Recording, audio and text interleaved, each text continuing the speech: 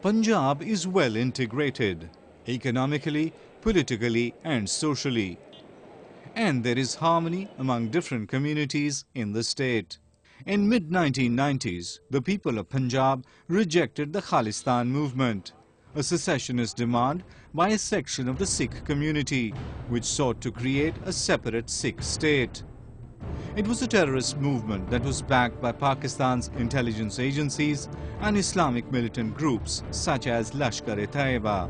Though Khalistan movement is virtually over, Pakistan continues to provide sanctuary to Khalistani separatists and is deeply involved in providing arms, financing and training them. Khalistan Liberation Force, which is primarily a Jammu-based force, but was part of the Khalistan movement, that the members of that are still in Pakistan and young enough to be active. Then from the original KCF Panjwad, there are some older people still there, and they have managed to get some young recruits also in this part of Punjab. But I still look at it as sporadic terrorism, not as organized terrorism.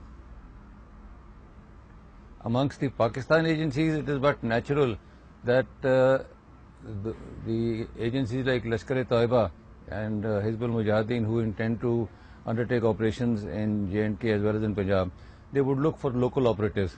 So they do look for local operatives, and when they get them, they will certainly use them. No, that's a very open secret. Some people are staying over there. That too well known. Even Pakistan are not, I think, hiding that. When the Sikh Jathas go to Pakistan, many people meet there. Many separatist groups like Babbar Khalsa International, Khalistan Commando Force Panjwar and International Sikh Youth Federation exist in Pakistan and are trying to regroup with the help of ISI.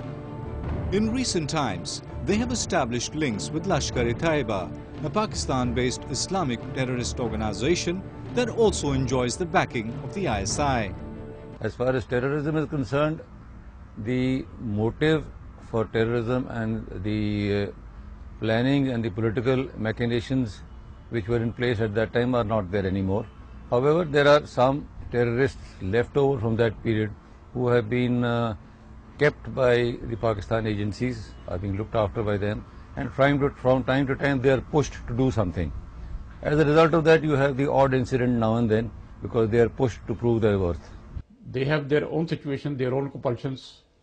They were only said that for some it's a business.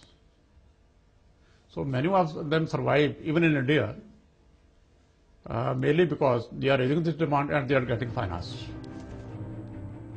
Wadhwa Singh Babbar, Paramjit Singh Panjwar, Ranjit Singh Neeta, Gajinder Singh are among some Khalistani leaders who have been living in ISI-provided comfort in Lahore for over 2 decades. India has handed over a list for their extradition to Pakistan, but the Khalistanis remain active, forging links with various Islamic groups and Khalistani supporters in the West. In Punjab alone, around 200 terrorists, including sleepers, have been arrested over the past 4 years, leading to recovery of a varied arsenal. Investigations clearly expose Pakistan's efforts to revive militancy in Indian Punjab.